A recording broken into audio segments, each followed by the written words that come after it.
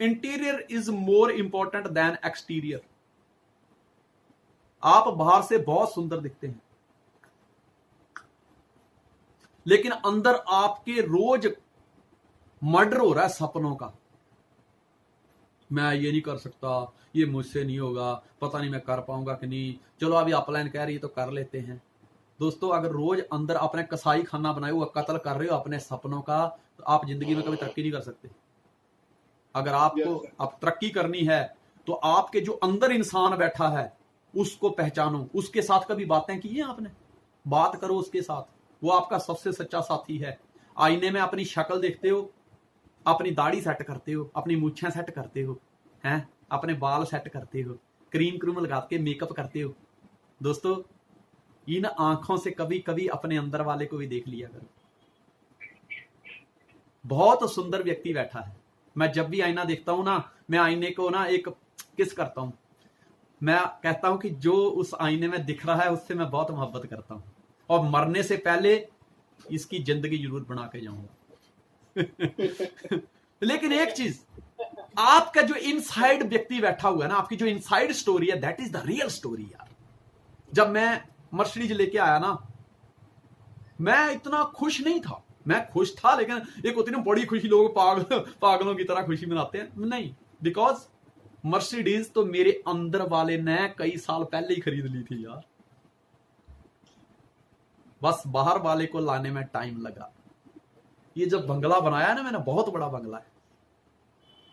ये लॉकडाउन हुआ, मुझे पता ही नहीं चला कि देख कब 3-4 महीने कब निकल गए। क्यों? क्योंकि बंगला इतना बड़ा है, कभी उस कमरे में, कभी इस कमरे में, कभी वहां किताबें पढ़ता रहता हूँ, लोगों को ट्रेनिंग देता रहता हूँ, एक्सरसाइज करता रहता हूँ, बच्चों के साथ गप्पे मारता रहता हूँ, कैरम बोर्ड खेलता रहता हूँ, हैं, स्लाइडें बनाता रहता हूँ। इतना बड़ा बंगला है, फील ही नहीं हुआ कभी। लेकिन इस बंगले को बनाने से पहले ये बंगला मेरे अंदर वाले ने पहले ही एक्सेप्ट कर लिया था, उसने पहले ही बना लिया था यार। आज आपकी मतलब लाइफ में जो भी आपको बाहर दिख रहा है, आपको बैंक बैलेंस, आपकी जो पर्सनालिटी है, आपकी जो ख्याति है, आपकी जो गाड़ी है, आपका जो बंगला है, ये जो हकीकत में आज जो दिख रहा है दोस्तों, ये आपकी अंदर वाले की ही छवि है जो आज हकीकत में बाहर आई है। आज आप देख रहे हैं कि आपका जो अंदर था वही बाहर आया है। Interior is more important than exterior. आपके इनसाइड में जो व्यक्ति बैठा है यार, उसको पहचानो, उसको देखो। वो जिंदगी जीतने आया है, वो कभी हार एक्सेप्ट नहीं करता, वो कहता है मैं करूंगा। लेकिन जब भारी मुसीबतें आती हैं तो आदमी अपने अंदर वाले को समझाता है, तुझसे नहीं होगा, छोड़, रहने दे, तेरे बस की बात नहीं है, तू नहीं कर सकता, तेरे से प्लान नहीं होगा, तू कुछ और कर ले। Interior is more important than exterior. आपके अंदर क्या चल रहा है? जिस दिन आप अपने अंदर वाला युद्ध जीत जाते हो ना, आप बाहरी युद्धों में जीत हासिल कर लेते हो। आप एक बुक को उसके कवर से जज नहीं कर सकते। आपका जो मकान है उसमें सबसे महंगा कलर आप बाहर करते हो, अंदर करते हो? है अंदर करते हैं ना? आप सबसे महंगा कलर तो अंदर ही करते हो ना? ठीक है दोस्तों, आप अपने जो पूंजी कमा के लाते हो उसको घर के बाहर बरामदे में रख देते हो, या उसको अंदर कहीं तिजोरी में छुपा के रखते हो? अब मुझे एक बात बताओ, 1 करोड़ रुपया रखना है अपने को, 1 करोड़ तिजोरी में, पर समस्या ये है यार, क्या करे? तिजोरी का लॉक ठीक है, सब कुछ ठीक है, पर तिजोरी का कलर अच्छा नहीं, तो क्या वो 1 करोड़ रुपया सेफ है अंदर? है, बिल्कुल है, क्योंकि interior is more important than exterior. अंदर का जो सेफ्टी है वो अंदर सब चीज ठीक चाहिए। बाहर से तो कई लोगों को मैंने देखा, अमीरों के घर में भी बाहर से कलर खराब ही होता है। वो कहते हैं बाहर का मायने नहीं रखता, अच्छा है बाहर का, लोग खराब देख के पता क्या बोलेंगे, आया करोड़पति, कलर तो करवा नहीं सकता, तो इससे नजर नहीं लगती। अंदर अच्छा चाहिए अंदर। एक बार क्या होता है पता है, बहुत सारे लोग ना ढोल पीट रहे थे, 5-7 ढोल लिए हुए थे, उन्होंने पीट रहे थे, कुछ लोग नाच रहे थे। एक लड़का बड़ा मायूस खड़ा वहां देख रहा था। तो एक व्यक्ति उसके पास आता है और कहता, बच्चे तू इतना मायूस क्यों है, तू भी नाच ना। कहता कैसे नाचूं, अफसोस हो रहा है मुझे समझ नहीं आ रहा है ये ढोल ने इनका क्या बिगाड़ा है, इतना जोर जोर से पीट रहे हैं। पता नहीं इन ढोल का क्या कसूर है, हाँ? बुजुर्ग ने उसके सिर पे हाथ रखते हुए बोला, बच्चे ढोल का सिर्फ इतना ही कसूर है कि ये अंदर से खोखला है, और जब अंदर से कोई चीज खोखली होती है तो उसकी ऐसे ही पिटाई होती है। समझ रहे ना बात को? हैं? बोले ढोल की इतनी गलती है कि अंदर से खाली है, वरना किसी की क्या मजाल कि इसको डंडे से पीटे। दोस्तों ये जिंदगी भी जो है, बहुत सारे लोगों की जिंदगी जो है ना वो अंदर से इसी ढोल की तरह खाली होती है, हैं? जिनके पास कोई ड्रीम नहीं होता, फिर परिस्थितियां उनको भी डंडे मार मार के पीटती हैं और वो बड़ी आवाज निकालते हैं, मैं क्या करूं, मुझसे नहीं होता, मैं गरीब घर में पैदा हो गया, मेरा कसूर था, मैं क्या करूं, हैं? अंदर से खोखला हो, हैं? वो जिंदगी फिर डंडे मार मार के उनको कभी इधर ले जाती है, कभी उधर ले जाती है, और पूरी जिंदगी भटकते रहते हैं। दोस्तों निर्णय आपके हाथ में है कि जो व्यक्ति अंदर बैठा हुआ है उसको ट्रेंड करके मजबूत करना है या ढोल की तरह अंदर से खाली रहना है। फिर देख लेना, मजबूत अगर सोचो ढोल मजबूत होगा तो कोई पीटेगा उसको? वैसे ही है, आज देखो जिंदगी उसी को पीटती है जो अंदर से खाली होता है। मैं ना आपको एक बहुत अच्छी बात बताता हूं। एक बार क्या होता है, एक फोटोग्राफर ने एक दुकान खोली और उसने एक बोर्ड लगाया कि 20 रुपए में आप जैसे हैं वैसा फोटो खिंचवाएं, 30 रुपए में आप जैसा सोचते हैं वैसा फोटो खिंचवाएं, 50 रुपए में आप जैसे लोगों को दिखाना चाहते हैं वैसा फोटो खिंचवाएं। दोस्त अब दुकानदार जो फोटोग्राफर था उसकी दुकान को चलते 20 साल हो गए, और उसने अपनी स्टेटमेंट में दिया कि इन 20 सालों में मैंने आज तक कोई भी 20 रुपए वाली फोटो नहीं खींची, जो भी आया 50 वाली खिंचवाने आया। 20 रुपए वाली हकीकत की दोस्तों उसने फोटो खींची नहीं। इससे एक बहुत बड़ा मैसेज आता है कि दोस्त कुछ ऐसी ही हकीकत है जिंदगी की, हम हमेशा दिखावे के लिए जीते हैं। हमने अपनी कभी वो 20 रुपए वाली जिंदगी को जिया ही नहीं है यार दुनिया में। दोस्तों एक चीज बता दूं मैं आपको, अगर आपको फ्लाई करना है ना तो फ्लाई का मतलब समझना पड़ेगा। Do you know what is the meaning of fly? Fly किसको कहते हैं? FLY। फ्लाई का मतलब क्या होता है? उड़ना। लेकिन मैं कहता हूं फ्लाई का मतलब उड़ना सेकेंडरी मैटर है, सेकेंडरी नतीजा है। पहला फ्लाई का मतलब होता है फर्स्ट लव योर सेल्फ, खुद के साथ मोहब्बत करो। जो इंसान खुद से मोहब्बत करता है दोस्त वो गार्डन में कभी अकेला नहीं होता, कम से कम उसका अपना आप उसके साथ होता है। उसको किसी का इंतजार नहीं करना पड़ता, उसको किसी महबूबा का इंतजार नहीं करना पड़ता, उसकी जिंदगी को ही वो अपनी महबूबा समझता है। समझ रहे बात को? अंदर कॉन्फिडेंस होना चाहिए। Interior is more important than exterior. बच्चा वो कहानी सुनी होगी आपने कि एक इंसान गुब्बारे बेचता था, तो वो गुब्बारे में गैस भर के गुब्बारे हवा में छोड़ता, जब उसकी सेल कम हो जाती तो एक बच्चा 2.5-3 साल का था, छोटा सा बच्चा उसके पास गया, उसको देखता रहा। उसने पहले लाल रंग का गुब्बारा छोड़ा, फिर सफेद रंग का गुब्बारा छोड़ा, फिर उसने नीले रंग का गुब्बारा छोड़ा, फिर पीले रंग का गुब्बारा छोड़ा। उस बच्चे ने उसकी कमीज खींची, बोला अंकल क्या ये काले रंग का भी गुब्बारा उड़ेगा? अंकल ने जो जवाब दिया, आत्मा हिला देने वाला जवाब। उस गुब्बारे वाले ने बोला बच्चे गुब्बारा अपने रंग की वजह से ऊपर नहीं उड़ता, गुब्बारे में क्या भरा है उसकी वजह से ऊपर उड़ता है। दोस्तों इसी तरह से इंसान अपने रंग की वजह से कामयाब नहीं होता। मैंने फिल्म इंडस्ट्री में ऐसे भी लोग देखे हैं जिनका रंग बड़ा काला था लेकिन उन्होंने भी नाम कमाया। मैंने ऐसे भी लोग देखे हैं जिनका रंग बहुत साफ था लेकिन वो कुछ नहीं कर पाए। आपका इंटीरियर, आपके अंदर क्या चलता है, आप कामयाबी के लिए कितने सीरियस हैं, आप जैसा बनना चाहते हैं उसके लिए आप क्या कर रहे हैं, क्या आप ऐसी किताबें पढ़ रहे हैं, ऐसे लोगों की संगत में जा रहे हैं, जो आपके बिजनेस की रिक्वायरमेंट है क्या आप उसको पूरा कर रहे हैं, क्या आप उसके लिए सीरियस हैं।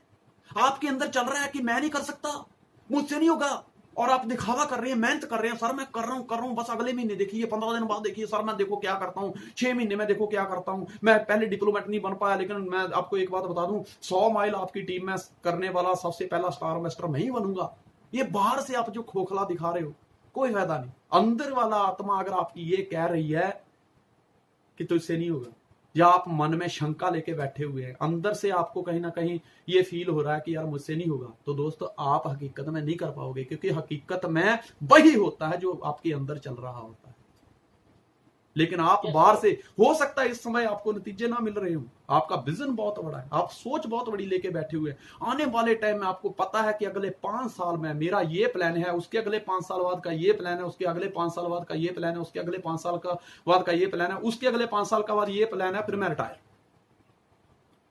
तो दोस्त वो हकीकत में हो जाएगा। बस जो आपके अंदर पॉजिटिव एनर्जी है, जो आपके अंदर पॉजिटिव सोच चल रही है, जो पॉजिटिव ड्रीम वो चल रहे हैं, उसके लिए आपका कॉन्फिडेंस हमेशा बरकरार होना चाहिए।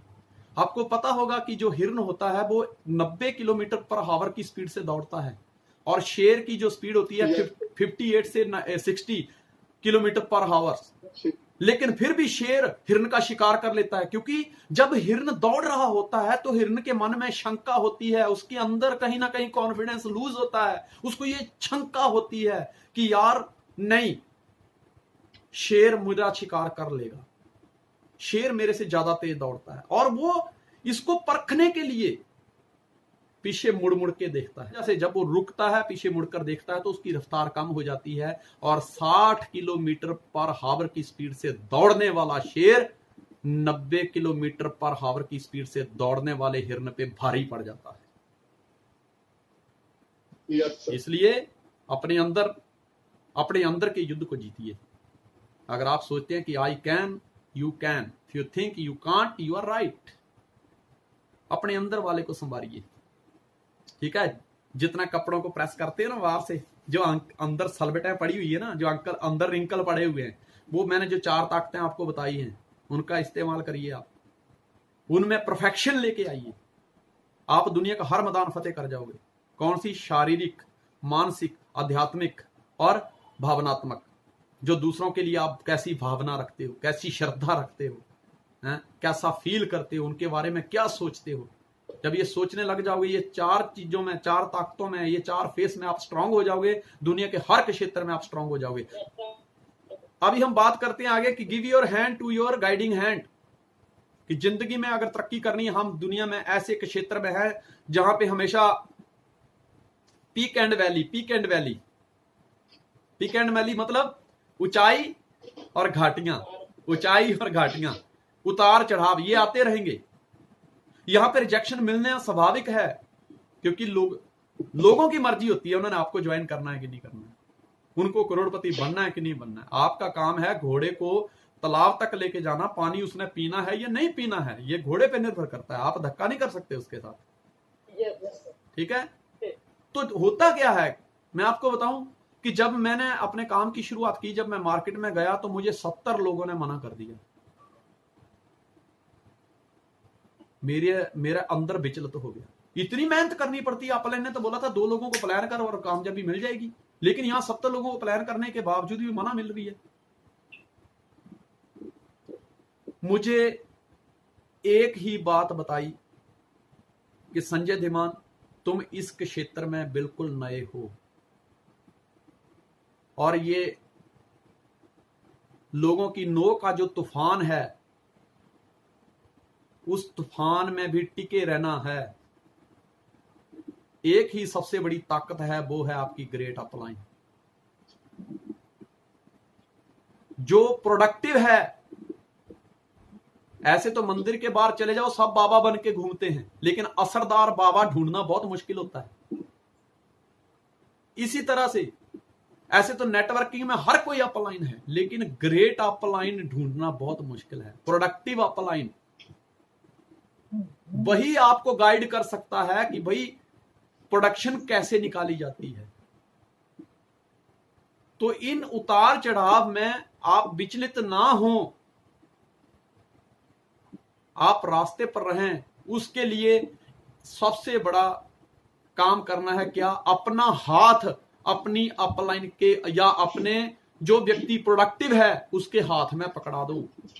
दोनों में फर्क होता है, उसका हाथ पकड़ लेना या अपना हाथ पकड़ा देना, दोनों में बहुत फर्क है। कई बार लोग कहते हैं सर अब मैंने तो अपनी अपलाइन का हाथ पकड़ के रखा हुआ, हाथ पकड़ के रखा हुआ है, मतलब तुम्हें विश्वास नहीं है अपनी अपलाइन के ऊपर कि भाई अपलाइन रुकेगी या चली जाएगी, क्योंकि आपने उसका हाथ पकड़ के रखा हुआ है। ना आपको अपने ऊपर विश्वास है ना अपलाइन के ऊपर विश्वास है। लेकिन जब आप अपना हाथ अपनी अपलाइन के हाथ में, वो अपलाइन जो प्रोडक्टिव है उसके हाथ में दे देते हो, तो आप अपने आप को समर्पित कर देते हो, आप सबमिशन में चले जाते हो। आप जब प्रोडक्टिव अपलाइन को अपना हाथ देते हो, फिर आपकी कामयाबी की जवाबदारी सिर्फ आपकी नहीं रह जाती, आपकी उस ग्रेट अपलाइन, उस प्रोडक्टिव अपलाइन की भी बन जाती है। इसलिए दोस्त, इस जिंदगी में हम अकेले कुछ नहीं कर सकते। नेटवर्क इंडस्ट्री में अगर तरक्की करनी है तो हमको एक दूसरे के साथ हाथ मिला के चलना पड़ेगा। जोत से जोत जगाते चलो, प्रेम की गंगा बहाते चलो। सही बोल रहा हूं? Yes. क्योंकि मजबूत बनना है तो मजबूत हाथ को पकड़ना पड़ेगा। Yes, sir. क्योंकि समस्याएं तो आती जाती रहेंगी ना। Yes, sir. ठीक है। तो उन समस्याओं में कौन सा ऐसा व्यक्ति है जो हमें विचलित नहीं होने देगा? वो वही व्यक्ति है जिसने उन समस्याओं का सामना किया हुआ है। हम सोचेंगे समस्या खत्म हो जाएगी फिर प्लान करेंगे, तो दोस्तों ये जिंदगी में कभी नहीं होगा। तो दोस्तों समस्या तो आती रहेगी यार, डोंट वरी, वी हैप्पी। जो मैंने बताया कि जो व्यक्ति, जो मैंने 4 क्षेत्र आपको बताए हैं, जो इन चारों जगहों पे मजबूत है, उसके लिए समस्या कुछ भी नहीं है, चुटकी का खेल है। अभी मिसेस धीमान, क्या सुनना चाहते हैं आप? Yes, sir. वो कुछ कहना चाहती हैं, वो भी बहुत सीरियस हैं आपकी कामयाबी के लिए। Yes, sir. बड़ी खुशी होती है उनको भी जब आप लोगों की अचीवमेंट व्हाट्सएप पे हम देखते हैं, फेसबुक पे देखते हैं, बहुत अच्छा लगता है, हमें प्राउड होता है कि आप हमारी टीम में हैं। तो मैं चाहता हूं कि वो चंद शब्द आपकी सफलता के बारे में कुछ कहे। सुनना चाहते हो ना? Yes, sir.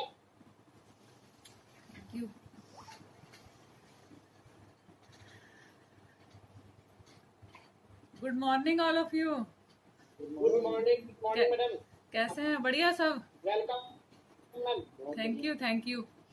Sir. बहुत लंबे टाइम के बाद सामना हुआ नहीं आपसे। क्या करें, अभी बहुत बड़ी समस्या है ना कोरोना वायरस,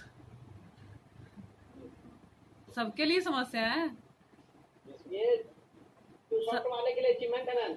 सबके लिए समस्या है। मैं हमेशा सबको ऐसा ही बोलती हूँ कि कोरोना वायरस से देखो बाहर मत निकलना, हमारे सब टीम वाले अच्छे रहने चाहिए, क्योंकि हमारा तो फायदा भी तब है ना जब हमारी टीम अच्छी रहेगी। तो हम अगर हम आगे बढ़ना चाहते हैं, काम करना चाहते हैं, तो टीम का स्वस्थ होना बहुत जरूरी। जैसे सर ने स्टार्टिंग में आपको बताया कि आपकी हेल्थ अच्छी होनी चाहिए, ठीक है ना? Yes. तो हमारी हेल्थ अच्छी होगी तो हम अच्छे तरीके से काम करेंगे।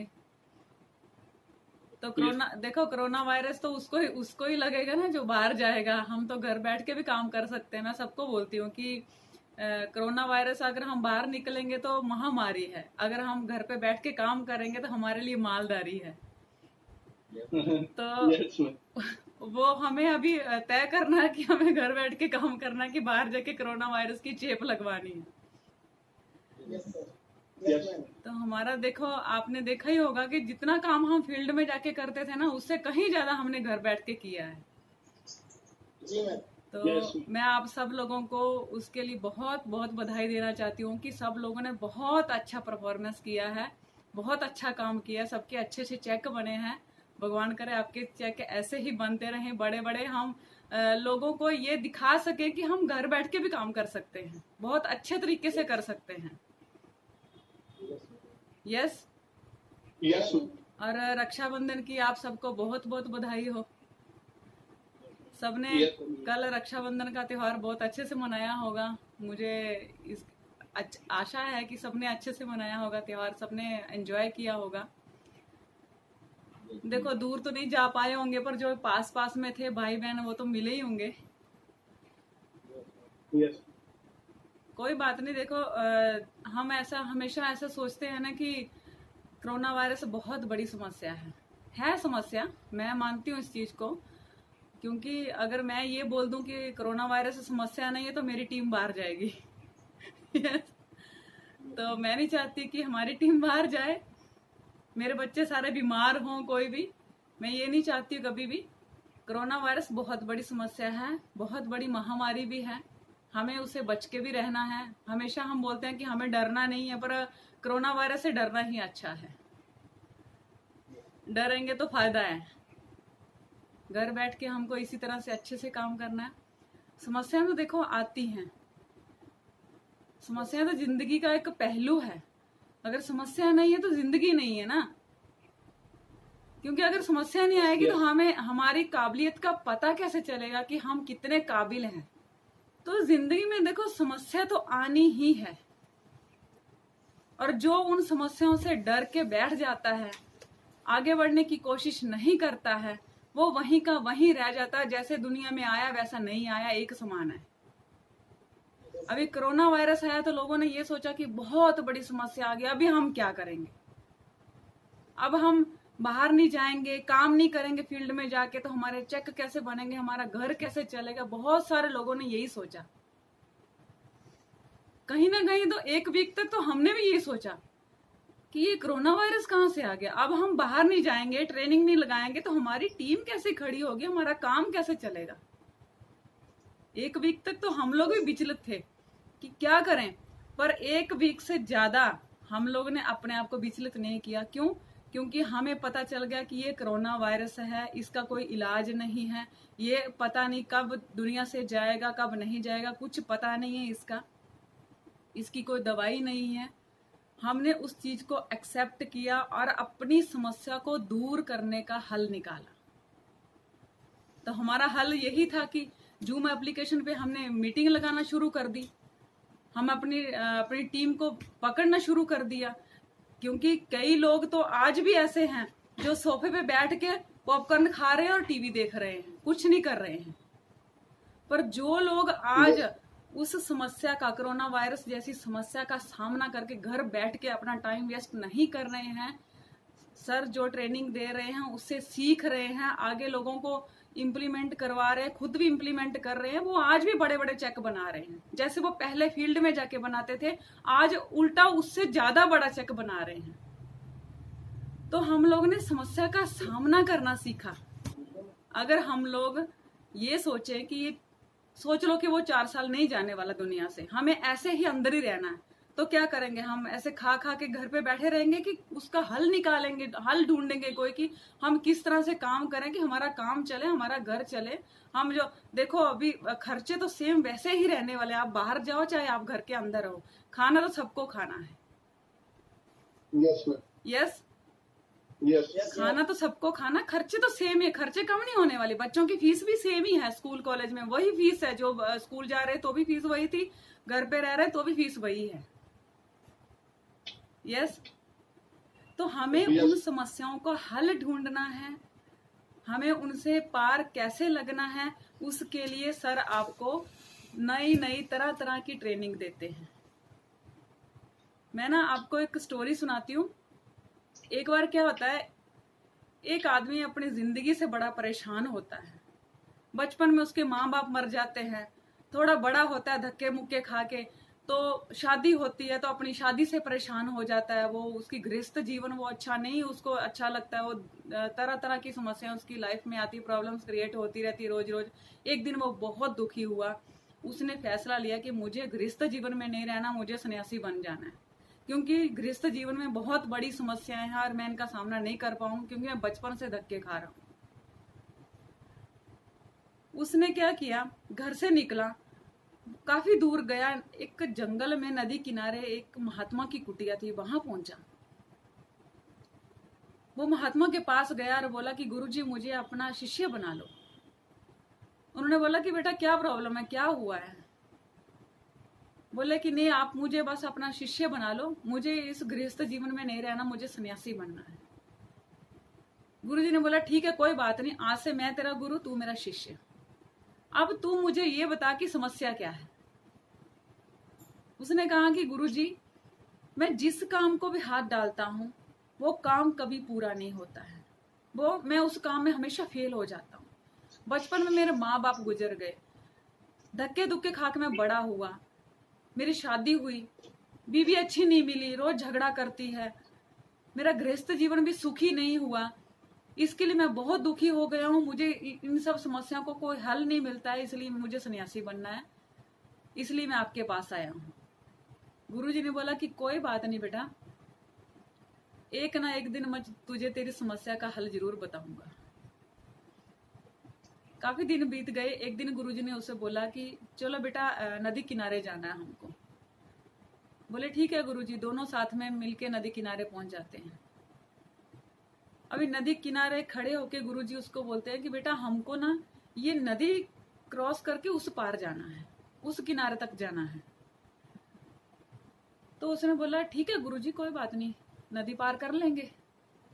पर काफी देर हो गई, गुरुजी वहां किनारे पे खड़े हैं, कुछ बोल नहीं रहे हैं, कदम भी नहीं उठा रहे हैं। वो काफी देर से उनको देख रहा है कि वो क्या सोच रहे हैं, मैं उनको पूछूं कि नहीं पूछूं। उसका हौसला भी नहीं पड़ रहा है कि मैं गुरुजी को कैसे क्वेश्चन करूं कि वो क्यों खड़े हैं, शायद कोई वजह रही होगी खड़े होने की। वो काफी देर वहां पे खड़े रहे। बहुत देर बीतने के बाद उसने अंत में गुरुजी को पूछ ही लिया कि गुरुजी आपने तो मुझे बोला था कि ये नदी पार करके हमें उस किनारे जाना है, तो आप इस नदी पे किनारे पे क्यों खड़े हैं? क्या आप किसी का इंतजार कर रहे हैं? तो गुरुजी ने उसको बोला कि बेटा हाँ, मैं किसी का इंतजार कर रहा हूँ। बोले किसका? बोले इस नदी के सूखने का इंतजार कर रहा हूँ। उसने कहा गुरुजी ये नदी कैसे सूख सकती है, ये तो बरसों से ऐसे ही बह रही है और इसमें इतना पानी है, कैसे एकदम से कैसे सूख सकती है? शायद ये बरसों तक ना सूखे तो क्या आप बरसों तक यहीं पे खड़े रहेंगे?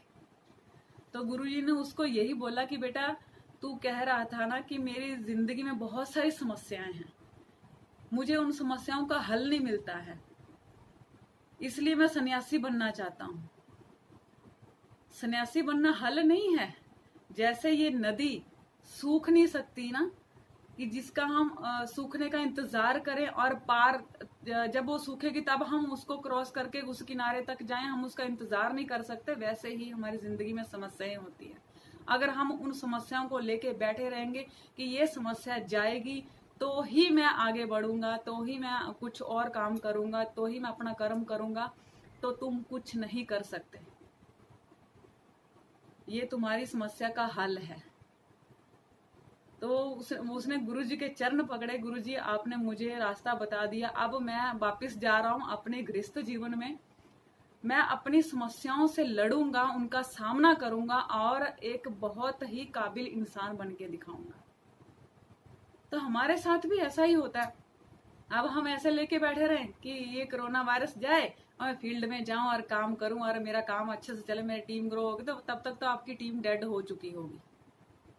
यस, क्योंकि आप जब तक उन समस्याओं को लेके बैठे रहेंगे, उसका हल खुद नहीं निकालेंगे, तब तक कुछ होने वाला नहीं है। अपने आप को बदलना है। जैसे सर ने आपको बताया कि एक्सरसाइज करनी है, अपनी आत्मा को स्ट्रॉन्ग करना है। भगवान की भक्ति करके आत्मा स्ट्रॉन्ग होती है, सबको पता है। ईश्वर को सब लोग मानते ही हैं। जहां तक मुझे लगता है कि इंडिया में कोई इंसान ऐसा नहीं होगा जो ईश्वर को नहीं मानता होगा। सब लोग किसी न किसी तरीके से, किसी न किसी रूप में, किसी न किसी नाम से भगवान को पुकारते ही हैं, उनका नाम लेते ही हैं। चाहे वो सुबह शाम पूजा पाठ ना करें, पर चलते फिरते उठते बैठते तो हे राम हे कृष्ण तो बोलते ही होंगे। तो हमें अपनी हेल्थ के ऊपर भी ध्यान देना है और हमें अपना मेंटल लेवल भी सुधारना है कि दिमाग में हमारे बुरे बुरे ख्याल ना आए। उसके लिए हमें अच्छे से बुक रीडिंग करनी है, अच्छी अच्छी बातें सीखनी है। एसी कोच में बैठना है तो एसी कोच वाली बुक पढ़ना पड़ेगी। यस, या मनोरंजन कहानियों में फंसे रहेंगे तो फिर जिंदगी में कभी आगे नहीं बढ़ पाएंगे। और सबसे अच्छी बात है कि हमारी बेटियां, हमारी बहनें, हमारी माताएं जो बाहर फील्ड में काम करती थी ड्यू सॉफ्ट में आके, उनके लिए तो बहुत अच्छा मौका है। क्या बोलते हो राहुल जी? Yes ma'am. है ना? हमारी बेटियों के लिए बहुत अच्छा मौका है। हमारी बेटियों के लिए, हमारी बहनों के लिए बहुत अच्छा मौका है। यस ना? Yes ma'am. क्योंकि अक्सर क्या होता था कि लड़कियों को ज्यादातर बाहर नहीं निकलने दिया जाता था। हमेशा शिकायत रहती थी कि हमारे मम्मी पापा बाहर नहीं निकलने देते, हम काम करना चाहते हैं पर हम कर नहीं पाते हैं। उनके लिए बहुत अच्छा मौका है। अभी घर पे बैठ के मम्मी पापा के सामने वेबिनार लगाओ, उधर ट्रेनिंग लगाओ, सबको प्लान दिखाओ, कोई रोक टोक नहीं है। हमारी बहनों के लिए बहुत अच्छा कि घर में किचन में खाना बनाते बनाते हेडफोन लगा के उधर वेबिनार अटेंड करो, मीटिंग लगाओ, प्लान दिखाओ। सही बात है ना? Yes ma'am. देखो समस्या, देखो कोरोना वायरस समस्या है, हम मानते हैं, सब मानते हैं, बट वो समस्या हमारे लिए कितनी अच्छी अपॉर्चुनिटी लेके आई है वो लोगों को पता नहीं है। अगर हम डीप में जाए ना तो हमारे लिए बहुत अच्छी अपॉर्चुनिटी है। कितने सारे लोग घर से बाहर रहते थे, घर पे आना होता ही नहीं था उनका, 2-2 3-3 महीने घर से बाहर रहते थे। राहुल हमारे ज्यादातर 3-3 4-4 महीने भोपाल में कभी कहीं रहते थे। अभी घर में देखो बीवी के साथ भी रह रहे हैं, माँ बाप को भी देख रहे हैं, अपना काम भी बहुत अच्छे से कर रहे हैं। भाई पर वीक उनकी कैब हो गई है। राहुल जी बहुत बहुत बधाई हो आपको। बस मैम आपका आशीर्वाद है। हमारे भोले भाले आभे का भी बहुत अच्छा चेक बन रहा है। हम लोग बोलते थे कि बहुत भोला बच्चा, ये काम करेगा कि नहीं करेगा, उसका भी कितना अच्छे चेक बन रहा है।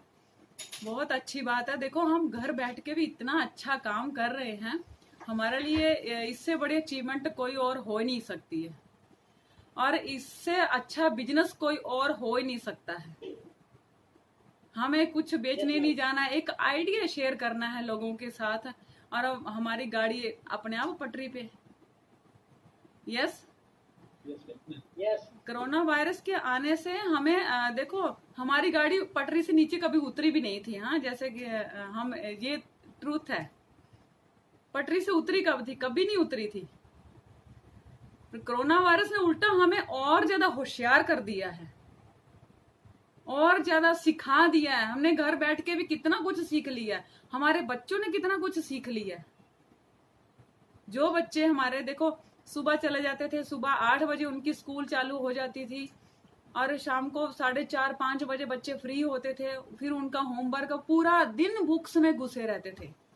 अभी कितना स्मार्ट तरीके से पढ़ाई हो रही है, ऑनलाइन एजुकेशन ले रहे हैं, चलते फिरते पढ़ रहे हैं, वो घर का खाना बनाना सीख रहे हैं। लड़के तक भी घर का खाना बनाना सीख रहे हैं। हमारा बेटा आता है, चलते फिरते वो कढ़ाई में कड़छी घुमा देता है, मम्मी आप क्या बना रहे हो, क्या कर रहे हो, साथ में उसने हेडफोन लगाए होते हैं तो अपना लेक्चर अटेंड कर रहा होता है। इससे अच्छी बात और क्या हो सकती है?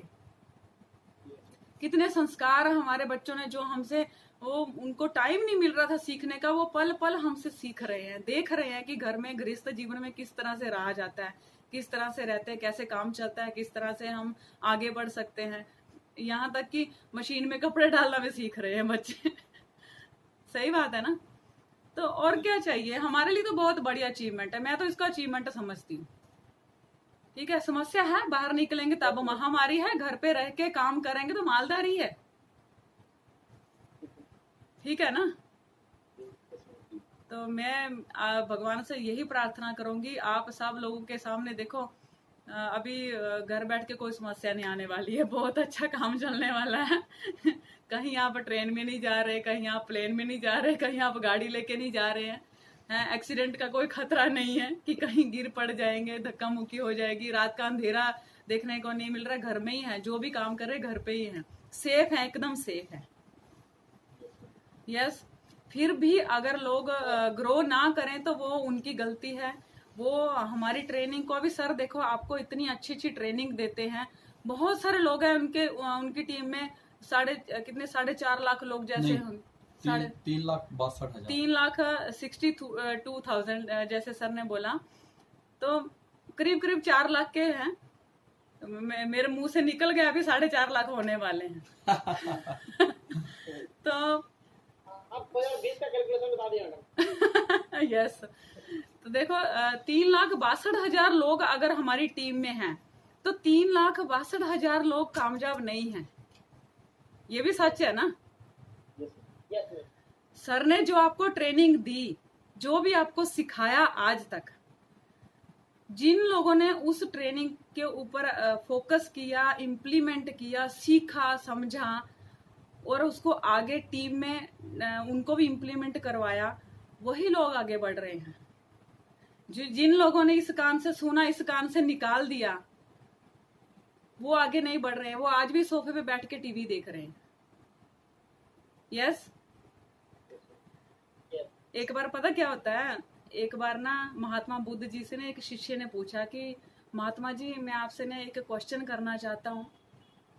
बोले, आप ना पूरी दुनिया को, काफी लोगों को ऐसे उपदेश देते हैं, आपके उपदेश सुन के सारे लोगों का कल्याण क्यों नहीं होता है? कुछ ही लोग हैं जिनका कल्याण होता है। तो महात्मा बुद्ध जी ने ये जवाब दिया उनको, बोले कि मैं आपसे ना मैं अपना आंसर देने से पहले आपसे ही एक प्रश्न करता हूँ कि मान लो कि कोई इंसान अगर रास्ते से जा रहा है तो वो आपको आगे का रास्ता पूछता है। जैसे हम लोग कहीं गाड़ी लेके निकले, हमें आगे का रास्ता नहीं पता तो हम गाड़ी खड़ी करके किसी इंसान को पूछते हैं, वही फलानी जगह जाना है, तो ये रास्ता वहां तक पहुंचता है कि नहीं? पूछते ही, सब लोग पूछते हैं। तो बोले, अगर किसी ने आपको ये पूछा कि मुझे वहां पर जाना है तो ये रास्ता क्या वहां तक पहुंचता है, तो आपने उसको रास्ता बताया। आगे जाके वो थोड़ा इंसान वो रास्ता भूल गया और इधर उधर चला गया कहीं, तो उसमें क्या आपकी गलती है? नहीं। अगर वो इंसान अपना रास्ता भटक गया तो आपने जो रास्ता उसको बताया, आपने तो सही रास्ता बताया था, पर वो खुद ही भटक गया, कहीं 2-3 रास्ते देख के कहीं भटक गया वो, तो उसमें क्या आपकी गलती है? आपकी तो कोई गलती नहीं है ना। तो बोले, तुम्हारे क्वेश्चन का यही आंसर है कि मैं तो दुनिया को उपदेश देता हूँ उनके कल्याण के लिए, पर लोग उस उपदेश को किस तरीके से ले रहे हैं, वो खुद ही आगे जाके अपना रास्ता भटक जा रहे हैं, तो इसमें क्या मेरी गलती है? जो लोग मेरी ट्रेनिंग से, बोले मेरे उपदेश से समझते हैं, मेरे उपदेशों को समझते हैं, अपने अंदर धारण करते हैं, वो इंसान कभी भटकते नहीं है, वो हमेशा उनका कल्याण ही होता है। और जो इंसान उन उपदेशों को सही तरीके से नहीं लेते हैं, इधर से सुनते हैं, इधर से निकाल देते हैं, तो उनका कल्याण कैसे हो सकता है? तो ऐसा ही है कि आज हम जो ट्रेनिंग दे रहे हैं, जो लोग उस ट्रेनिंग के ऊपर इम्प्लीमेंट कर रहे हैं, उससे कुछ शिक्षा ले रहे हैं, सीख रहे हैं, अपने अंदर डाल रहे हैं उस ज्ञान को, वही आगे बढ़ रहे हैं। और जो नहीं डाल रहे हैं वो आज भी फ्री बैठे हुए, उनके अकाउंट में आज भी पैसे नहीं है। यस। आपने लिस्ट देखी होगी, जब कंपनी से लिस्ट आती है ना, तो ऐसे सीना चौड़ा हो जाता है। हम चाहते हैं कि वो लिस्ट इतनी छोटी नहीं होनी चाहिए, लिस्ट बहुत बड़ी होनी चाहिए, क्योंकि अगर ट्रेनिंग एक बहुत बड़े लेवल पे जा रही है तो लिस्ट भी बड़ी होनी चाहिए ना, अचीवमेंट की, जिन जिन लोगों ने अचीव किया हुआ है। यस। तो मैं आप सब लोगों को यही बताना चाहूंगी कि आपको जो भी सिखाया जाता है, आपको जो भी समझाया जाता है, उसको बहुत अच्छे तरीके से समझो, उसके ऊपर इम्प्लीमेंट करो और अपनी टीम को भी सिखाओ। क्योंकि जब आप सीख के अपनी टीम को सिखाएंगे ना, तो ही आपका फायदा है। क्योंकि जिस इंसान की टीम बड़ी होती है ना, प्राउड उसको फील होता है। जिसकी टीम ग्रो करती है ना, उसको घर बैठे प्राउड होता है। अभी आप लोग ग्रो करेंगे तो हमको घर बैठ के खुशी होती है, हमारी छाती चौड़ी हो जाती है, नहीं यार हमारी टीम की देखो लिस्ट आई ना, हमारी टीम की आई। क्यों? हमें खुशी होती है कि हमने जो उनको सिखाया उन्होंने इम्प्लीमेंट किया, मेहनत की, काम किया और अचीव किया, हमें उसमें खुशी होती है। आज हमें अपने चेक की चिंता नहीं होती कि हमारा चेक बड़ा बने, हमारे अकाउंट में ज्यादा पैसे आए, हमारा लेवल बड़ा हो। हमें उस बात की चिंता होती है कि हमारी टीम का चेक बने, हमारी टीम ग्रो करे, हमारी टीम का लेवल बड़ा बने। हम हमेशा टीम के बारे में सोचते हैं। यस। और आपको भी ऐसा ही करना है। खाली अपने बारे में नहीं सोचना है, अपनी टीम के बारे में भी सोचना है, उनको भी सिखाना है, उसी में फायदा है। यस। लास्ट में देखो अभी टाइम बहुत ले लिया मैंने, सर की ट्रेनिंग बाकी है और मैं यही चाहती हूँ कि आप सर से ज़्यादा चीज़ें सीखें जो आपको फील्ड में काम आए। और लास्ट में आपको इतना कहना चाहूँगी कि स्वयं विधाता हो हे मानव, अंतर में विश्वास जगाओ, चलो ना मिटते पद चिन्हों पर, अपने रास्ते आप बनाओ, अपनी आत्म ज्योति से पुलकित अपने सूर स्वयं बन जाओ। समझ आया? अपने सूर स्वयं बन जाओ मतलब सूर कहते हैं कि भगवान को किसी ने देखा नहीं, भगवान हमारे अंतर मन में है।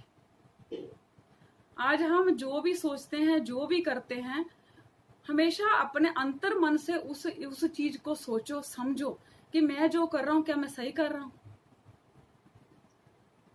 अपनी अंतरात्मा को जगाना है, अपनी समस्याओं का हल हमें अपने अंदर ही ढूंढना है। हल जरूर मिलेगा। कभी भी आपको अगर किसी चीज का पता नहीं चल रहा, कोई बात समझ में नहीं आ रही है, तो आप अपनी आंखें बंद करके अपने अंतर मन से वो क्वेश्चन पूछो, उधर चिट्ठी डाल के रखो। जैसे हम आपने कभी अपने नाम पे सफलता की चिट्ठी लिखी है? अपनी सफलता की चिट्ठी अपने पते पे लिखी है कभी? नहीं लिखी ना। कभी लिख के देखना, अपनी सफलता की चिट्ठी खुद लिखना। एक दिन खुद एक पेपर लेना, उसके ऊपर लिखना कि मैंने क्या क्या जिंदगी में क्या क्या अचीव किया मैंने, और अपने ही पते पे पोस्ट करना। जब वो चिट्ठी तुम्हारे घर आएगी ना, तुम खुद सोच नहीं पाओगे कि यार मैं इतना सफल व्यक्ति हूं क्या। तो जब हम किसी समस्या में घिर जाते हैं ना, तो उस समस्या का आंसर भी हमारे अंदर छुपा होता है। जब समस्या हमारे अंदर से निकली है तो आंसर भी तो हमारे अंदर से ही होता है ना। तो कभी भी ना आंखें बंद करके ना उस क्वेश्चन को अपने अंदर डाल दो कि ये समस्या मेरे ऊपर आई है, इसका क्या हल हो सकता है। देखना आपको आज नहीं तो कल वो समस्या का हल जरूर मिलेगा। Yes, thank you very much. आप सब लोग बहुत ज्यादा ग्रो करो, बहुत आगे बढ़ो, आपके बड़े बड़े चेक बने, और हमेशा कंपनी से इतनी बड़ी बड़ी लिस्ट आती रहे। बिहार टीम से सब लोगों ने अचीव किया, सबकी 1.5 लाख की कैप हो। मैं तो यही दुआ करती रहती हूँ हमेशा सबके लिए कि सबके बड़े बड़े चेक बने, सब खुश रहें, सब आगे बढ़ें, सब काबिल इंसान बने। Thank you very much, wish you all the best. अभी सर की बारी है, सर आपको आगे की ट्रेनिंग देते हैं, ठीक है?